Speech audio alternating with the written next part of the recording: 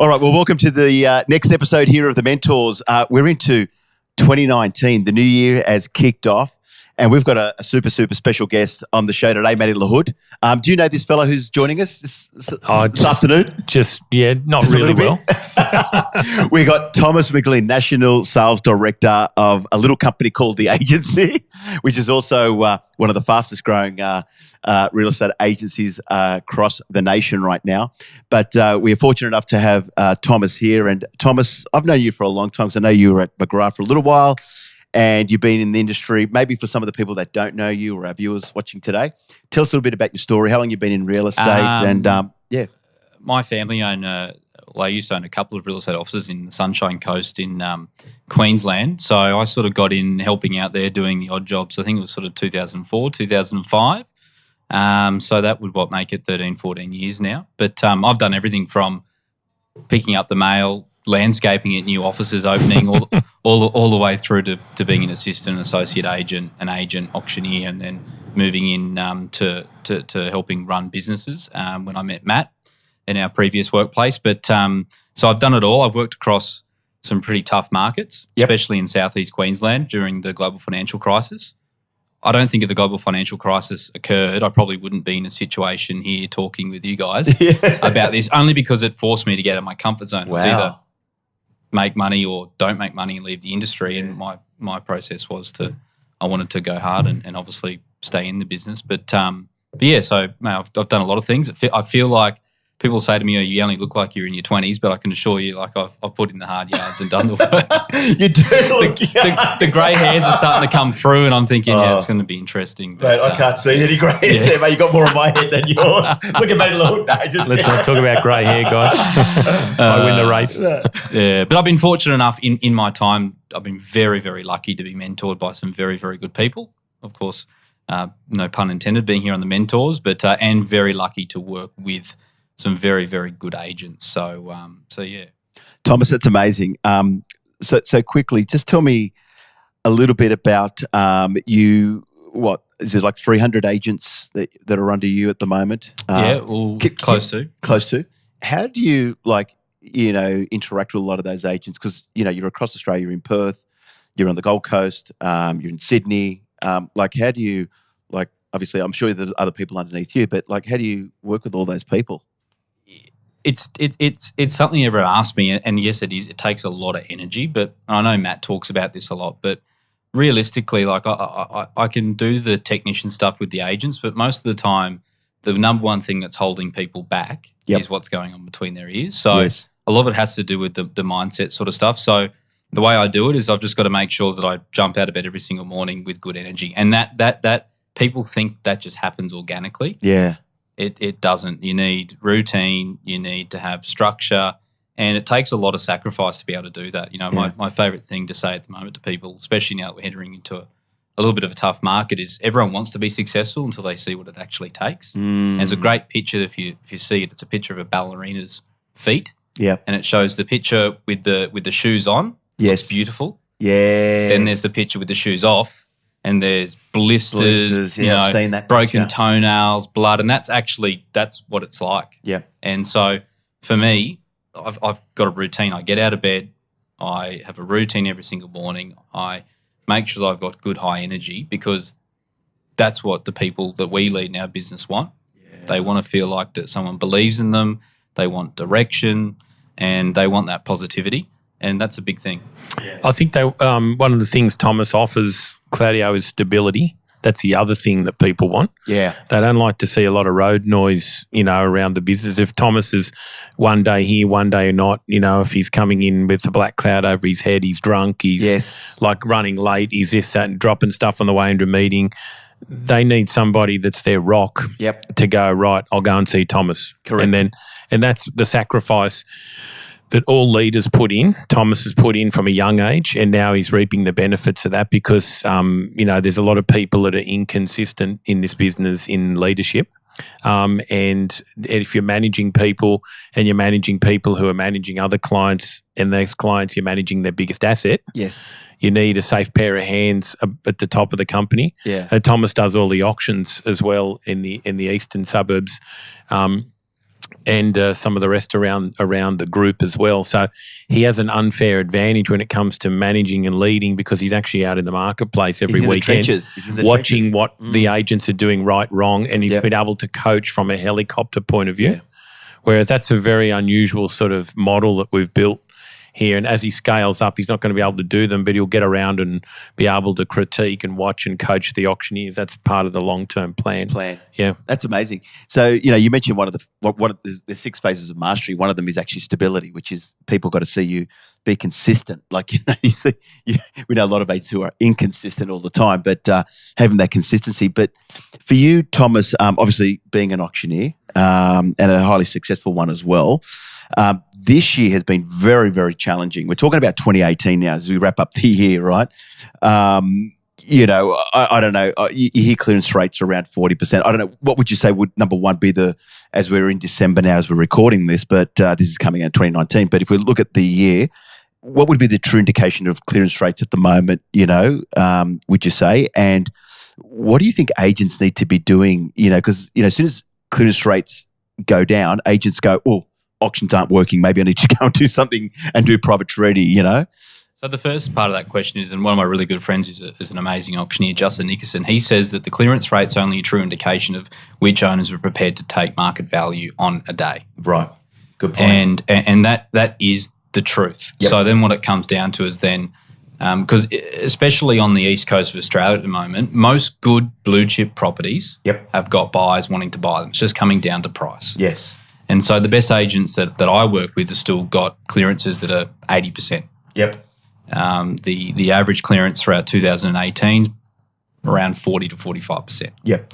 So if you look at that, you say there's a gap there, and the gap generally comes down to educating sellers. Yes. So that's to me a big thing that a lot of the best agents are very, very good at, is making sure that they're delivering the right information to their sellers. Mostly if sellers say no to you, generally I ask the question, well, what do they mean by no? And most agents would say they mean no. Yeah. But to me, it's they haven't received the right information or enough information yet to suggest why they should say yes. So that's the gap in where that clearance is down at the moment. The second part to the question, Clouds, is like, to me, a lot of people when the market starts to go down will shift away from auction. Yeah. Because they think that an auction only works when there's 5 or 6 people on it. Yes. But the auction vehicle is a great vehicle not only for your owners, but then for you as an agent.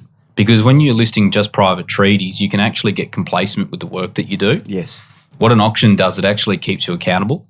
It has a flow-on effect to the rest of your business. So with an auction, because you've got a set date, you don't want to get to that date and be embarrassed in front of your colleagues, embarrassed in front of the potential sellers in the market or your owners itself.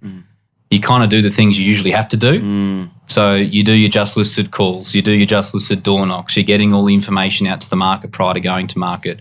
Every single open home that you do is a really, really good open home. You're doing your callbacks on a Saturday afternoon rather than a Monday afternoon. You're doing all the things that you should do on every single property, whether it's private treaty or auction. Yeah. But because of the looming date, you're actually accountable to doing your vendor meetings, all those sorts of things. So it actually forces you into action. Yeah. And then for the vendor, a vendor will know at the end of a 4 or 5 week period whether or not the price that they desire is out there. And they can make a decision at that particular point to accept that and sell, or take it off the market and choose to do something else. Yep. Now, that is a much better situation for an owner to be in than languishing on the market private treaty for 60 to 70 days, not realising if their price is out there or not, and that is only damaging their property long-term for a sale in the future. Absolutely, yeah. So a lot of people won't use auction vehicle thinking that we'll get to the auction date and there's not going to be 6 buyers there, but there's people that are working in other markets outside of Sydney and Melbourne, say Perth, Brisbane, the Gold Coast, that they're not in predominant auction markets, but they use it as a vehicle to ensure that they're delivering the information in a timely manner to their owners, and they use it as a way to be able to keep them accountable. So I do think as we move forward in 2019 and as the market still stays a little bit uncertain, that it's still the best way to be able to deliver the premium price to the owner. So absolutely. And you know what? You're 110% right, Matty. Like, you mentioned that the top agents, their clearance rates are about 80%. Can I ask you a question around, because the agents who I find are failing are getting the price guide wrong from the beginning, right? So vendor wants this, so I'm going to try and keep my vendor happy, so I'm going to give them that price guide to keep them. But they're so limited buyers. And I think, by the time you get the guide, if you've got the guide wrong, you've burnt your first buyers that have come through. Totally. They're gone to something else. So, because let's be honest, it's not like you got like a pool of 10 buyers coming through. It's like one or two. And if you're getting it wrong, so how important is that price guide, do you believe, Thomas, in the beginning of an auction campaign to get it right? And engagement's a big thing at the moment. And you can't blame the people who are out buying at the moment for not feeling like they want to get something at good value. Mm-hmm. And in any market, there's three types of buyers. We know this. There's the buyers that in a right situation or because they absolutely need to buy in a certain area, they're going to pay more. They're going to pay a premium. Then there's your buyers that are always searching to basically pay maybe fair market value. They might go up a little bit. They might try and get a bit more, but they're always going to pay fair market value. Then there's the buyers that just want to get a really good buy. Mm. Now, in the market that we've been in, everyone started at fair market value, moved up very quickly to a premium buy, very, very quickly. Yeah. Unfortunately, now that's just not the case. Everyone is starting out wanting to see value. So they're starting out at the bottom. Now, if you don't have a price that engages those people, you can forget about getting fair market value or the premium price because those buyers shift through those prices on their property journey. So if you're not starting really, really well, this is what I say to our agents is if the first weekend is not like gangbusters good, then it's going to be hard to play catch up throughout the course of the next 3 to 4 weeks.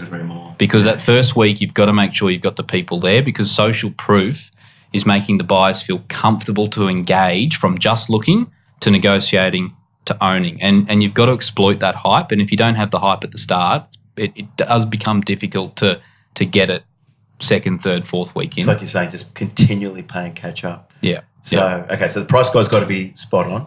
Yeah. Any tips into 2019? You work with obviously 300 odd agents. Looking over those guys, if there was three things that they should be, say, focused on going into 2019 in the first quarter of the year, any tips, points, or advice that you would recommend for them to look at in the beginning? I think a lot of people have been going about their business in the same way for like 4 to 5 years. True. And a lot of people are moving into this particular market with exactly the same strategy. Mm-hmm. I use the analogy a lot. I was speaking to a group of people only a couple of weeks ago, and I got this thing I call it the Federer factor, and it's Roger Federer, who's an amazing tennis player. I'm going to be down there in a couple of weeks at the Australian Open. Can't wait. Yeah.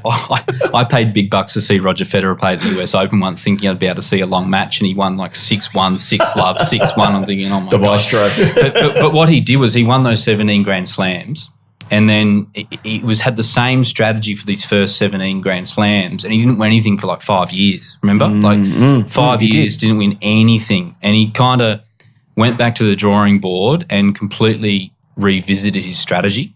He got a couple of surgeries that he needed to get done. He changed the way that he was going about it. He actually cut off the entire clay court season. Yes. Didn't play the French Open. He did, that's right. He needed to conserve his body for the Australian Open, for Wimbledon and the US Open. Completely rechanged his strategy and came back and won the Australian Open twice. Correct. And won Wimbledon. Yeah. So to 20 Grand Slams. And I think that's a big lesson for us. If you got to look at where you are in the marketplace and also in your career with what's happening in your life. You might have a family, you might not have a family, but especially in the market at the moment, if you haven't changed your strategy from the last 4 to 5 years for next year, you're not going to have a very good year. I know it's blunt, but you're not going to have a very good year. And there's that great quote that says, if you want what 5% of the population have got, you got to be prepared to do what 95% of the population aren't prepared to do. Yeah. And a lot of people aren't prepared to take themselves out of the comfort zone right now because things have been easy for the past 4 to 5 years. Yeah. So, I guess if you're looking at the top tip is that if you're not feeling uncomfortable in the first quarter of next year with the activities you're doing, putting yourself out there, you're probably not going to have the growth that you need to sustain? Because you're going to need to list more properties to sell more properties. Absolutely. 100. And there's an old saying on top of that, if you don't like change, you're going to like extinction even less. Yeah. And like It's Thomas true. has got it, like in one, that's I haven't heard that Roger Federer story, but the market is changing so quickly that this is a quarterly reassessment of your business going forward, Clouds, not a yearly one. Yeah. Agents think in buckets a year, like in the year. Yeah. What am I doing for the next 12 months?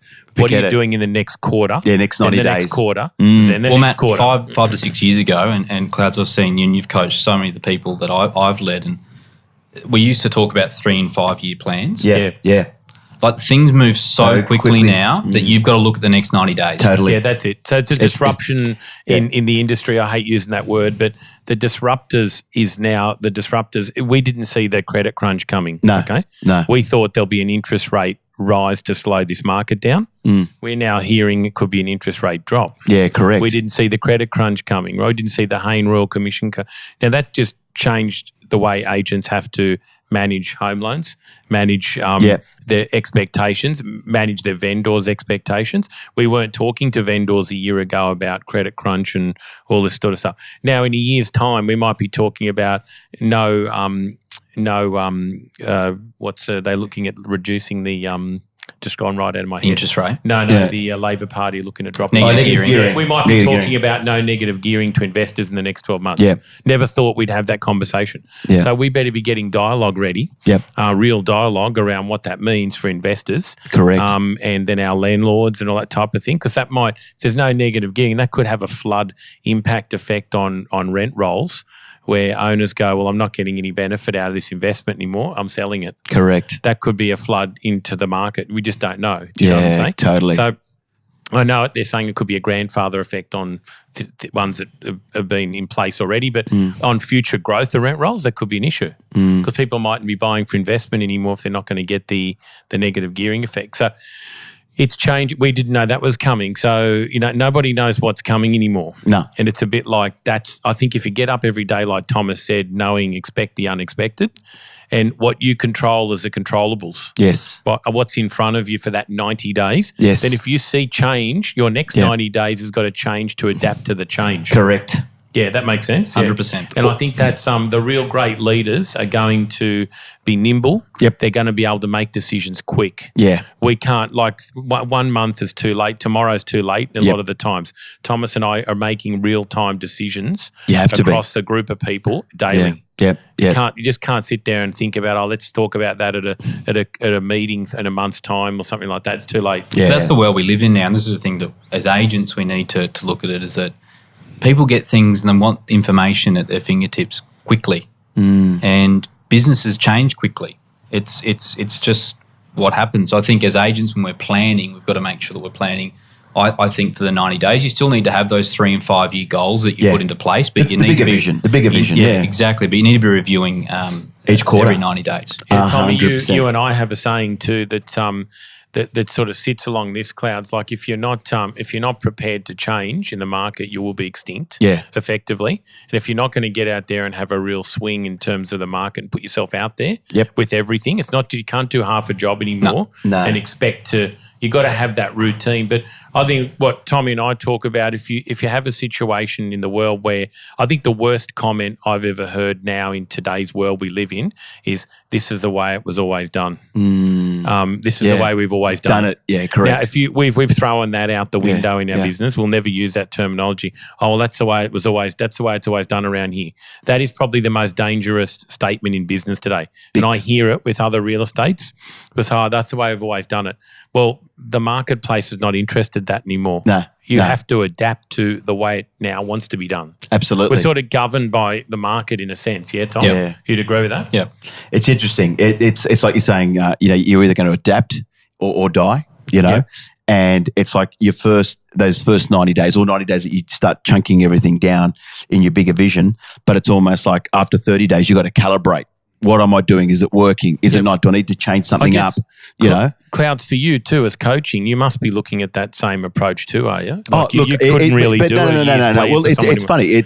I just had our event on Friday and we sat down with our guys and we said, all I'm interested in is forget your big business plan now. I just want you to know what you're doing for the next 90 days. And I want you to know the 4 projects you're going to be focused on. Yeah, that's it. We're going to activate it. After 30 days, we'll calibrate, check it in. And then by 60 days, I want you seen to accelerate. And then hopefully after 90 days, celebrate it, right? So it's almost like you got to be doing that today. If not, you're trying to think of the bigger picture. But everyone thinks, oh, well, it's March. I'll see how I'm going in October. You know what? You might be gone by October, seeing if it's all on track, And that's a big thing. We've moved into an age in real estate now with so many professional people in our industry that they would be successful in whatever they did. So, for me, if you're asking before the top tips, well, the best agents I deal with, there's 3 main things that they absolutely nail. Yes. There's 3 main things they nail. They've got a very, very good database and they communicate with them regularly with good information. Yes. They success market like there's no tomorrow. Yes. So they make sure that every time they list something, they're embarrassed if they haven't connected with the local community in regards to that. Yep. And then they've got a great network, which obviously Matt's the absolute master at. So they've got a crew of people out there that they need to help. Supporters. And they need to support them. Now, they're the main 3 things that all the best agents nail. If you're talking about turning up on time, dressing appropriately, treating other people the way you'd like to be treated, all that sort of stuff as a strategy. If you're not doing that stuff, as an absolute base minimum, you're not even in the game anymore. That stuff we learnt in kindergarten. You're not even in the game. And people talk about that. I can't believe people talk about things like, oh, you've got to call people back. Yeah. Some of the simple things. Oh, we've got a bit of royalty in the house, Mr. Larry. You just walk past us. The interesting thing, Tommy, you've just said, which is really interesting, is that a lot of the stuff that people think you need to do in real estate, we learnt in kindergarten. Okay, and I'm not being facetious around this. Present well, be nice to the person next to you, be friendly, talk to people. Right. We were taught that in kindergarten, right? Correct. And just be honest. The teachers would say, if you did those 5 things and, the other 3 things is personal hygiene, dress well, brush your teeth, all that stuff. Yeah. That's not an entry into this business anymore. No. That's just the basics. If you're turning up and you're not looking good, you're not smelling good. Yep. I've got 3 bottles of aftershave in my car and I go to listing presentations. I think I'm not saying that's an added advantage, but I do get people say to me, wow, you smell good. But it's those little things. I'd rather smell good than not smell good. I'll tell you a little secret, boys. I got a bottle of deodorant in my car. So before I go to a meeting or a coaching session, I put it right just it's getting pretty warm out there at the moment. A lot of people are not conscious about their image. Yeah, totally. You know what I mean? And if you're going to somewhere where it requires you to wear a suit and tie, you suit up. Yep. If you're going somewhere it requires to wear jeans and a coat, a sports coat, you suit down. You pick your marketplace relevant. But people say to me, they go, oh, this year part of my planning will be really transparent with buyers. That's non-negotiable. Sure. That's not a strategy. Exactly. Well, you haven't done that before. I think what Mark was saying before, the industry has a bad name because that's people think they have to tell the owner not a lie and then tell the buyer not truth. I think if we suggest to everybody listening 2019, and Thomas trains this in heavily, if you're not telling the truth or bringing the owner exactly what they need to know, we don't want to take the business on. Totally. One, and potentially those type of people, we need to eradicate them in the industry because it gives everyone else a bad name. If they don't want to have a difficult conversation with the owner and lose business. If everybody had an honest conversation with their owners, the owners would work out that that they're being told that's the market price. Absolutely. And then it's better for the owner to come on the market rather than having a false expectation. It's not fair. No. It's an emotional journey. Yep. Shouldn't be playing with owners' emotions. Yep, no, couldn't agree. Yeah. Couldn't agree more. Hey, Thomas, it's been absolutely wonderful having you stop by and giving the guys an insight of your story, number one. Number two, what you do and the auctions and some tips around that into 2019, because there's a lot of agents who are probably feeling, I reckon, super nervous about the new year and talking about adapting and strategies like the Roger Federer things, like mixing it up, changing it up, thinking about 90 days. Don't think about the next 12 months or the next 5 years. Like, have a vision, don't get me wrong, have a purpose, but really checking in with yourself in that 90 days of what are you focused on in that 90 days and what are you trying to achieve? I think that's your message today was just, on point. On point, my friend. No, thanks for the opportunity to come on the podcast. Really, really appreciate it. But I guess just to leave on as well as, like I said at the start, if the global financial crisis didn't occur, I don't think I would be in a situation that I am today leading the people that I'm leading. So you can either look at the market downturn as a real negative and as a real blight on what you can achieve, or you can actually look at it as something, as an opportunity in a way that if you're truly looking at this as a proper career long term, it could be the market that you need to propel yourself forward. So a lot of agents just need to change the way they're looking at the next sort of 12 to 18 months, I think. So true. Setbacks are your opportunities. Yeah. Great. Hey, Thanks, Thomas, guys. thanks, mate, for joining us. Bye. Matt LaHood. That Good wraps on you, up another Thomas. episode of The Mentors. Well done. Thanks, everyone, for listening. Don't forget to share it on your favourite social media platforms and press the like button. And if you've got a comment or a question, just drop us a line at The Mentors, and we'll see you on the other side for the next episode. Thanks, Sounds guys. good. Thank you. Wonderful. Got something great from this episode? It would mean the world to us if you passed it on. Tune in each week as we mentor a new agent. Have a question? Want to be on the show? Get in touch with Claudio Encina, Matt LaHood, or visit our Facebook page. The Mentors is brought to you by Sprinkler.media.